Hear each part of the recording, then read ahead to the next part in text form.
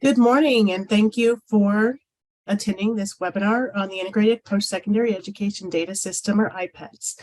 My name is Tara Lawley, and I'm a branch chief at the National Center for Education Statistics. I run the IPEDS program, so I will be your presenter for today. I'm going to turn off my camera now so that you can see the slides as well as possible. A couple of housekeeping notes. You will not be able to chat directly with me during the presentation, but during the last 20 minutes, we will have time for moderated questions. And I'd also like to mention that I have 3 staff members here to help me with those questions. Sam Barbette, the data quality lead at NCES, and both Chris Cody and McCall Pitcher, who work on IPEDS with the American Institutes for Research. So thanks to them for being here to help me with the tough questions. In case you're new to NCES, the National Center for Education Statistics, or NCES, is the primary federal entity for collecting and analyzing data related to education in the United States and in other nations. We're located within the Department of Education and the Institute of Education Sciences, and fulfill a congressional mandate to collect, collate, analyze, and report complete statistics on the condition of American education, conduct and publish reports, and review and report on education activities internationally. Today's webinar will focus on the Integrated Post-Secondary Education Data System, or IPEDS, as mentioned.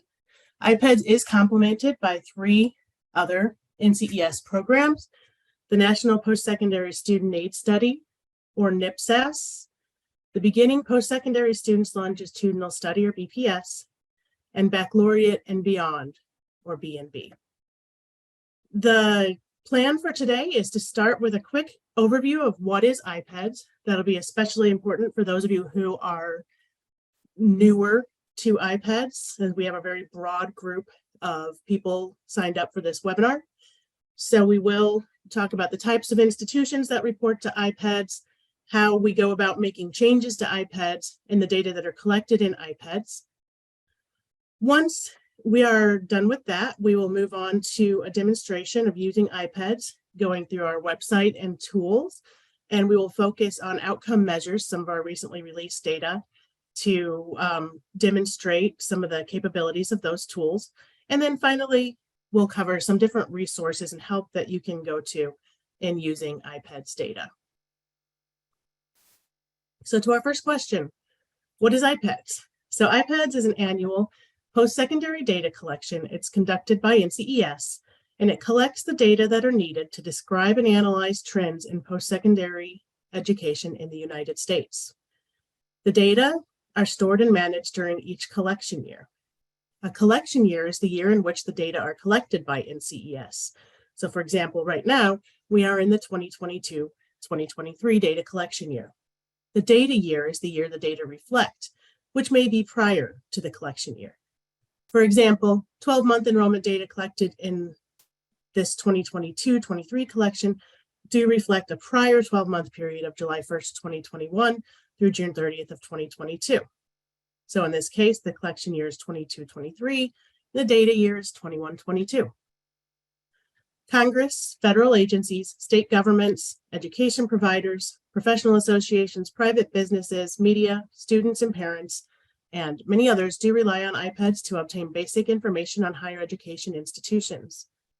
And IPEDS also serves as the institutional sampling frame for the other NCES post-secondary studies that we discussed, such as NPSAS. Every year, approximately 6,200 institutions of higher education report to IPEDS. This includes institutions that are eligible to award federal student aid, which we refer to in our tools as Title IV, and these institutions are required to report to IPEDS. These Title IV institutions are the institutions that are in the table to the right. There are also 200 or 300 institutions that are not eligible for federal student aid or non-Title IV that choose to report to IPEDS on an annual basis. Those institutions are not included in the table to the right. You'll see when we get to the demonstration that you can include or exclude institutions based on Title IV eligibility. Many different types of institutions are included in IPEDS. There are the more traditional colleges and universities and community and technical colleges, as well as vocational institutions such as cosmetology and truck driving schools. It's important to know which institutions you are interested in when getting data from IPEDS. We get a lot of different questions about adding things to IPEDS. A lot of people want to add a lot of things to IPEDS, but making changes to IPEDS is a fairly complex process. And it's complex because we want to make sure that the data that we're collecting are held to a certain standard, that institutions are able to provide the data that we're asking for, and that we're not being overly burdensome to institutions in asking for the data. So each collection cycle, we review the data and we look at calls that we've received at our help desk, different things that pop up in explanation edits and different things in our system. And then we identify areas for potential changes. Those changes could be simple, like adding a frequently asked question or updating instructions, or they could be more complex, adding new things to collect within the system. In order to figure out the best way to make changes, we engage with external experts to develop and prioritize our changes, primarily the National Post-Secondary Education Cooperative, or NPEC, and technical review panels. We then connect with data providers and data users to share potential changes and obtain feedback. Any of you who have been to, say, an Association for Institutional Research conference have seen an IPEDS update, which we do on an annual basis. Finally, once we've gotten as much feedback as we can, we develop new data collection materials, put them out there for review and comment, and then implement them once we receive all review and comment. So making changes to IPEDS can be a long process. The data that are collected in IPEDS are collected in 12 different survey components over the 3 collection cycles of fall, winter, and spring. And they cover the higher education topics that are listed below. Now I'm going to go through each of these in a little more detail, but not too much detail.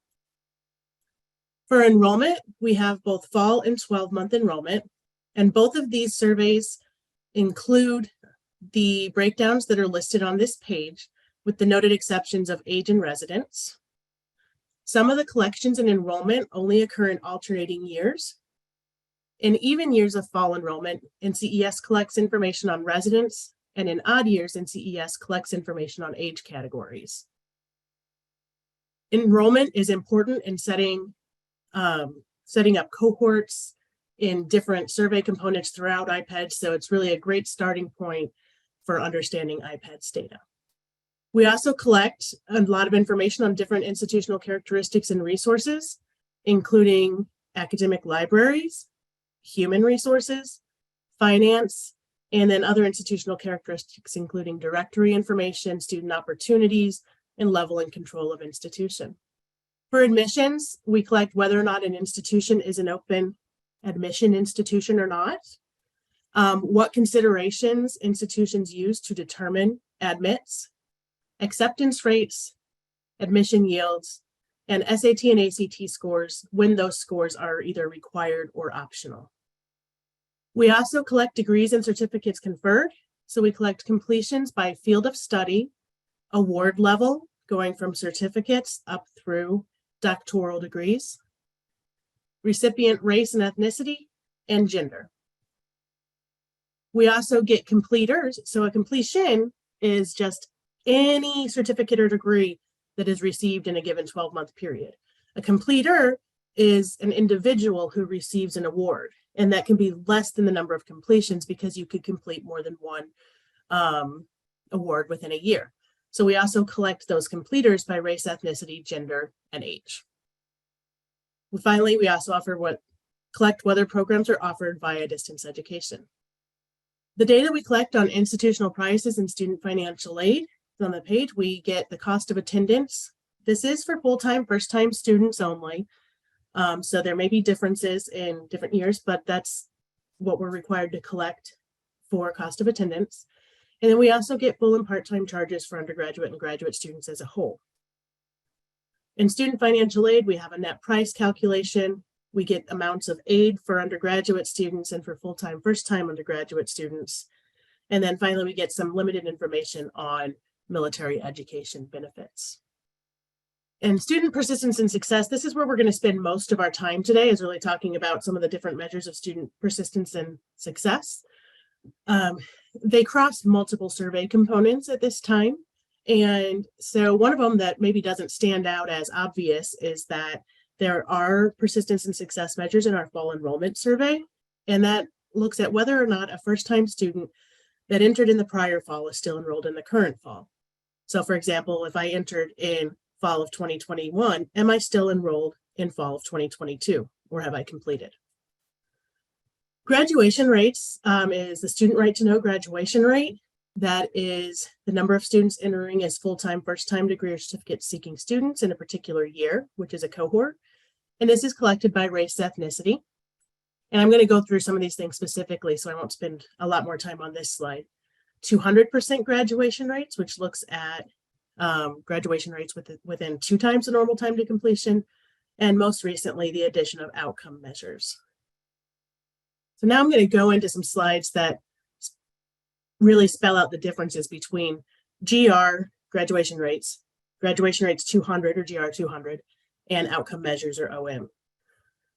So as you can see here, graduation rates includes all institutions that enroll a full-time first-time degree certificate seeking undergraduate cohort.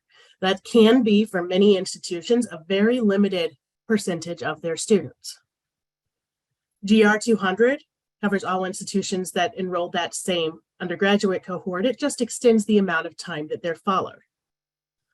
Outcome measures includes all degree granting institutions, whether or not they enroll full-time first-time degree certificate seeking undergraduates, because that's not the only students that are collected in outcome measures. Graduation rates and graduation rates 200. They use a fall cohort typically for academic reporters. Academic reporters are the more traditional reporters we talked about. And they use a full year or 12-month cohort for program reporters. So the 12-month period, anyone that started in that 12-month period is included in the cohort. Outcome measures also uses a 12-month period cohort for all degree granting institutions. Graduation rates looks at program completion in both 100 and 150% of normal time, and also looks at enrollment status at 150% of normal time. GR 200 looks at that at 200% of normal time. An outcome measure looks at 3 time periods: 4 years after entry, 6 years after entry, and 8 years after entry. Now, it's important to note that these are all collected at one time. So while there are 3 different years, they're all collected 8 years after entry. And at 8 years after entry, we also add in the enrollment status. And finally, some of the different disaggregations that we have within these surveys. At 100% of normal time for graduation rates, we get degree type sought is included. In 150%, it's degree type sought by gender, by race, ethnicity, and degree type sought by aid award. GR 200 just gets a total completers count, so there's no subgroups in GR 200. In outcome measures, we look at Pell Grant recipient status, and we also look at first-time, full-time, first-time part-time, non-first-time full-time, and non-first-time part-time students. You can see what this shows is the number of institutions that have the different cohorts. So unlike graduation rates and graduation rates 200 survey components, OM component collects completion outcomes for all entering degree certificate seeking undergraduates. So not certificate, or sorry, degree certificate seeking undergraduates, including non-first-time students, that is transfer students, and part-time students, which are 2 key student populations, particularly within community colleges and other less than 4-year institutions. While grad rates 200 and OM establish entering cohorts of degree certificate seeking undergraduates and track their completion outcome at various points in time, as I've mentioned, there are key differences between them. So this slide really just shows the overlap in the middle, the 3,646 institutions that both have full-time first-time cohorts and are degree granting. There are 383 degree granting institutions that do not have full-time first-time cohorts, so would not have been included in traditional grad rates reporting. And there's 2,000 institutions that have full-time full-time, first-time cohorts, but are not degree-granting institutions. So that seems like maybe we're losing something here, or maybe we're moving away from, we're losing a lot of students. But if you look at the next slide, you'll see that that's not really the case. And so we looked at the 2012-13 adjusted cohort, which when we put this together for the web page that you can see at the bottom of the screen, that was the most recent cohort we had. You can see that if we looked at the GR survey component from 2015-16, which would have been undergraduates at two-year institutions starting in fall 2012, there were 884,000 full-time first-time, 1.7 million full-time first-time at four-year institutions. And then finally, when you get to outcome measures, you see that now we're collecting data on approximately 8 million students using outcome measures. All right, so that is the intro to IPEDS. Now I'm going to move away from the slides and I'm going to demonstrate how to use the data. Oh, sorry, I'm not there yet. Got a little ahead of myself. So this is the IPEDS website where you can go to search for IPEDS data. And there are really two places where you can go to search for IPEDS data. The first one is Find Your College, and that's where College Navigator lives. And Use the Data is where the rest of the data tools live. As I mentioned, under Find Your College, we have College Navigator. You can also link to College Scorecard, the FAFSA application, loan counseling, and more. Those really created for students. But a lot of researchers use College Navigator as a starting point. The Use the Data was created for researchers, and it includes links to all of our data tools, including the entire survey final downloads and to our IPEDS publications, including our brochures. The Report Your Data tab is where people go to report their data. So that was really created for data providers. There may be useful stuff in there like archived survey forms if you want to go back and look at the way data were collected in the past. And then finally, the Join In page, which was created for people that are interested in becoming more involved with IPEDS. So this is where you would find links for our research cooperative, INPEC, our training, and other resources. I kind of think about the IPEDS tools as a way to build up. So if you're an intro, we do have some beginner tools, including Navigator, look up an institution, our Data Explorer, and our data trends. As you become more familiar with things, our summary tables, statistical tables, data feedback report, and compare institutions are great tools. And then finally, for more advanced users, they can just go and download entire survey files and do all the matching that they need to do. I consider that to be an advanced user. Okay, so now we really are going to go into a demo. So as I mentioned, College Navigator is a great starting point to look at some different institutions, and that's under Find Your College. And it's search for a college, takes you to College Navigator. As I was trying to put together this demo, I found myself interested in the community college that was in the town I grew up in, Southwestern Illinois College. And so I said, what does it look like, to look at the outcome measures for Southwest Illinois College? And so I scrolled down, and here you can see there's a lot of different tabs. You do also have retention and graduation rates if you want to look at other, at the traditional graduation rates for students. And so if you see here, the overall graduation and transfer out rates here, 29% is the overall graduation rate for full-time first-time students. And you can see here the note, at this institution, 33% of entering students were counted as full-time first-time in 2021. So what this tells you is that there's, 60 to 70% of students that aren't accounted for in the current graduation rate. The nice thing about graduation rates is it is collected by race, ethnicity, and gender. So it can be helpful to have that information depending on what your questions are. So that is something that's helpful about graduation rates. And if we move into outcome measures, you can look at the institution and you can see full-time, first-time degree certificate seeking undergraduates who entered in 2013-14. This is where they were as of 8 years after they started. And so you can see somewhere around 10% received a certificate, 27, 21, 34 received an associate's degree, and the blue on the right is students who did not receive Pell, and the yellow is students who did receive Pell. So you can take those comparisons here as well. You can look at those students who enrolled at a different institution here and see, kind of, so this kind of mirrors close to what we were looking at in graduation rates here, this 27%. And then you start to go look and you see, okay, so now we also have our part-time first-time degree certificate seeking undergraduates who entered in 2013-14. And close to 10%, 9% across the board of those received an associate's degree at 8 years, 19% of non-Pell and 14% overall of these students received a certificate, and a number of them also enrolled at a different institution. Same thing if you move to full-time, non-first-time degree certificate seeking undergraduate. So this would students that have previous higher education experience coming into the institution. You can see a lot of those students, similar to the numbers we have for the full-time first-time, received an associate's degree and or a certificate.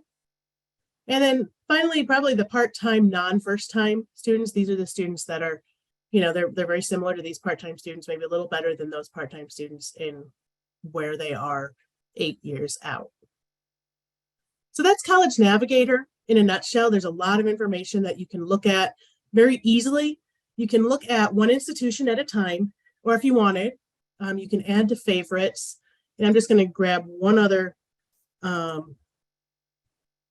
institution just to show what it would look like if you were to do a comparison.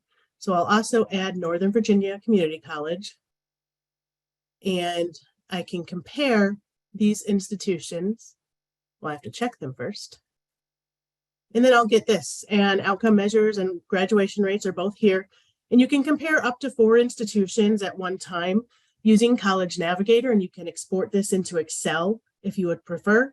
But this would allow you to look at, if you were, say, looking at 2 different institutions or up to 4 different institutions, and look at the different percentages they have for outcome measures and all these other topics here. Once you've exhausted what you can learn from College Navigator, as I mentioned, we have a lot of additional tools that you can use. I have to move my Zoom bar so I can close this window. And most of those tools are going to be under our use the data. Sorry, all of those other tools are under use the data. So you can see on this page, there are a lot of different things that you can do to look at IPEDS data. Today, I'm going to focus on the basic and 1 or 2 of the more complex tools. I'm going to start with kind of the College Navigator equivalent in here, which is look up an institution. I'm going to start over because I did not mean to, I thought I had started over after I did this. So again, you could look at your one institution. So say you want to know more. You found something interesting and you'd like to see more about Southwestern Illinois College. So you can type in that institution. That's one way. You can search by groups. Easy Group is a simple filtering search tool where you can just select different characteristics of the institution. You can use specific variables to select an institution, or you could upload a file if you had one saved. So we can talk more about that in a little bit. But right now, we're just going to go to look up an institution. And what this gives us above and beyond what was in College Navigator is, one, if you're interested in finance and human resources, we have that information here that we don't have on College Navigator. And then we also have some different visualizations to kind of help you understand what's going on with students in outcome measures. So if you look here, you can see here we have our full-time first time, our part-time first time, our full-time non-first time, and our part-time non-first time. And you can see the distributions here. So at 8 years, 37% received an award, 2% were still enrolled at the institution, 26% had subsequently enrolled elsewhere, and for 35%, the enrollment status was unknown. And so you could do that for each of the different entering cohorts. And then you could do the same thing by Pell status. So you could look at students that are receiving Pell grants And you could say 31% of those students received an award at 8 years, 2% were still enrolled, 22% enrolled elsewhere, and 44% were unknown, and so on and so forth. So this is just another way to get at data kind of easily. If you're in a hurry, it's a good thing to know that this exists and you can pull this and you can use it. But if you start to really want to dig in more, and maybe you think, okay, this is great, I know all this information, I would now like to move to see things at the total level. So I know what Southwestern Illinois College looks like, but what do things really look like overall? At that point, I would go back to the data tools and go to our Data Explorer. The Data Explorer is where we keep all of our tables. So these are tables that we've already completed. They include tables from IPEDS, and they also include tables from the Digest of Education Statistics and other NCES publications. It's nice because you can limit it. In this case, I'm looking at outcome measures, and I only want to look at the most recent tables that we have. And so that takes you down to 2 tables. You could do that, like I mentioned in the beginning, we have collection year and data year. You could do it by whichever of those. You could also look at it by source. So as I mentioned, our tables library, our trend generator, and also the Digest of Education. So if you were to click on this first one, which is number and percentage of degree certificate seeking undergraduate entering students in the adjusted cohort at Title IV degree granting institutions 8 years after entering the institution by outcome category, level, and control, attendance status, and Pell Grant status in the US. A lot. It's a very long title. Make sure you read all of those things because that can really tell you a lot. And you can take a look at that. And I actually prefer to export these tables to Excel, and I'll open my Excel file and show you. So, and I know this is very small probably, so I apologize. But what I like about that is, one, I can lock these columns at top, and I locked the wrong columns, but I could technically freeze these columns here, which is what I thought I had done. And I can also format it to where I can look at every other role. So if I want to see full-time, first-time students at 4-year public institutions, I know that that's this line, I can do this, and I can search it a lot easier. So this is just a quick way to look at kind of national numbers broken down by common categories in our tables. So I encourage you, if you haven't explored Data Explorer, to go ahead and do so. All right, moving back to other tools. I'm going to now move. You might also have questions about what do these data look like over time. So again, I'll go back here to Data Tools, and I'll use our Data Trends tool. We have a number of questions on different topics. And again, I'm going to focus on outcome measures. And our question here is, what is the percentage of undergraduate degree certificate seeking entering students who completed an award within 8 years at degree granting post-secondary institutions? So I click on that question and I get my answer. So this is every institution that reported outcome measures.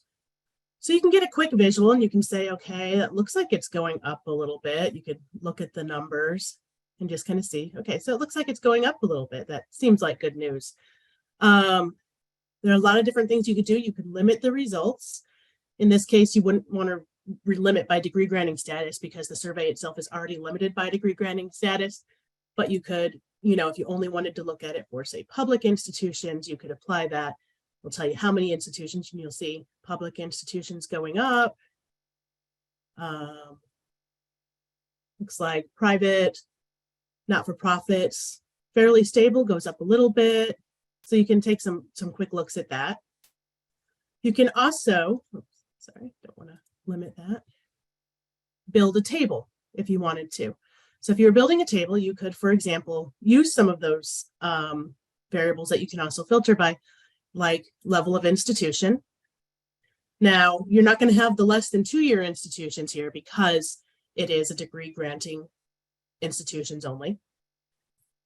And for the level of institution, you could look at the award level completed for, oops, put that in the wrong spot, sorry. So level and award level. And so you can create a very quick table to look at the level of institution. And for or more institutions, 52% completed an award, 2 to 4 years, 30%. A lot more certificates at 2 to 4 year institution, 2 to less than 4 year institutions, and a lot more associate's degrees. So you can get a quick look at things. You can trend an individual role just to see what that looks like for each of the degrees that's offered at the institutions. And you can see here, this is completed an award in total. The red line is the bachelor's degrees, which looks like it's going up. Associate's degrees are a little flatter, and certificates are a little flatter. And this is for 4-year institutions. And you could do the same for 2-year institutions, and perhaps the trends look a little bit different. So here you see the associate's degrees going up and pretty flat for certificates. So it's a quick way to build some tables and get important information. The final tool I'm going to talk about today is actually our summary tables tool. And this is one that we've really been working on a lot in recent years because it's really helpful. And I've discovered that when I've been putting together presentations, I wind up going here a lot to put things together faster than I could if I downloaded all the data in an Excel file and worked on it from there. So for the summary tables, they are specific. There are certain tables that we have. So I'm going to click on this first one here, and you can read the title. It's very long, so I'm not going to read it to you. And you'll get a basic table here. And what you see on the top is the aggregate result is all Title IV degree granting institutions in the United States. And that's compared to my user selected institution from before, because that transfers. So it goes from one tool to another tool. And you can see, you can keep your institutions as you switch between tools. Now, you can take a look and just see, what the percentages look like compared for that institution compared to all Title IV degree granting institutions in the US. But you might say, okay, well, this institution of mine is a public 2-year institution. So maybe I'd like to do something a little different. If you go to adding a comparison institution, you can make this institution your comparison institution.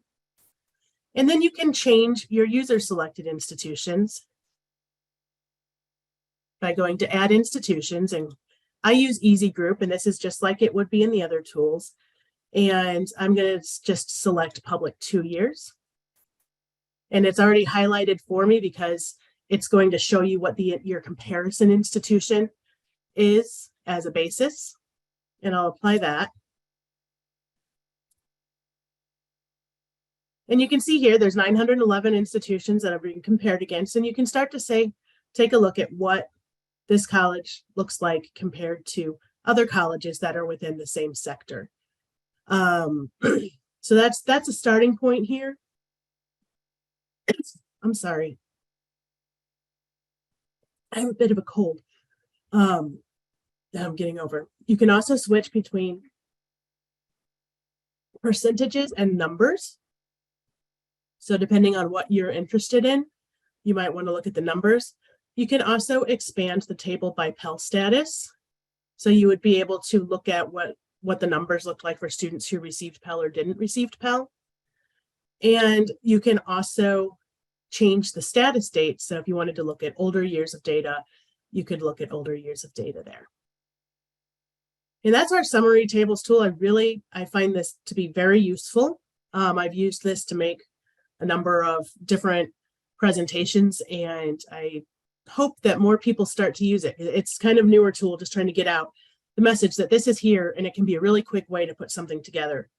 A couple of things that we didn't get to talk about as we went through the tools that I want to talk about, just looking quickly at our Compare Institutions tool. This is another way you can download data. And again, like I said, your institutions travel with you. So I have 910 institutions. Just wanted to note that you can always save your session and you can always start over easily. And that there's also is a help manual, which I don't think a lot of people know exists, that you can look at that will walk you through each of these tools. Some people would prefer to just reach out for help, and other people, I'm the type of person who really likes to try to research things myself before asking for help. So I wanted to point out that this was there in that tool. All right, so different resources that we have to help. First off, there are a lot of new resource pages that we have based on questions that we get a lot. So we had a timing of IPEDS data collection, coverage, and release cycle, measuring student success in IPEDS, and that goes into more detail with the grad rates 200, and outcome measures. And also talking about the different student cohorts and subgroups that we have in IPEDS. We have a page for that. For each of those, we did have an accompanying NCES blog post to try to get the message out that these resources are there. So I strongly encourage you to take a look at them if you have questions related to these topics. On our Use the Data Survey Components page, where the link is at the bottom, you can see when the most recent data were released. Now, we also do get this question a lot. When were these data released? When will these data be released? So it can be a bit of a challenge to figure out when, but if you look at spring surveys in 2020-21, you can see that those spring surveys last year, the provisional data, which is the PD, not the final data, FD, were released on December 13th. So you can assume, barring any issues, that somewhere around December 13th, this year, I think it's probably going to be about a week later, but it can give you an idea of when the data will be released each year and whether or not the data have been released. We do have additional training opportunities through a contract with the Association for Institutional Research. They have over 90 online, on-demand, just-in-time training videos on the different survey components, definitions, concepts, issues, the data tools, and then other IPEDS related tutorials. And the link is there. Some contacts. I have my contact information for our data quality and control lead, Sam Barbette, who's on the call, and for Musa Ezzedine, who's our database and universe lead, if you have questions on those. Our tools help desk is, I would say, the first resort to go to if you are not a member of the press or media. You can reach out to us directly first. But for everybody else, you're going to get a quicker response using our tools help desk because they're dedicated 8 to 5 Eastern, Monday through Friday. So they're around, and that's their job, is to respond to questions. I have an asterisk there because this week they are in training, preparing for our winter and spring collections, but they will still be monitoring calls. And after this week, they will be out of training. So thanks everyone for being here. Before I go, just to some different pages that you can go to visit NCES on the web, subscribe to updates from NCES, and also to connect with NCES through our social media, Facebook, LinkedIn, YouTube, and Twitter. So thank you all very much. I know this was a very short introduction, very quick demonstration. Please reach out, and let us know what was useful, what wasn't useful, and what might be useful moving forward. What other things like this you might be interested in. So thank you very much.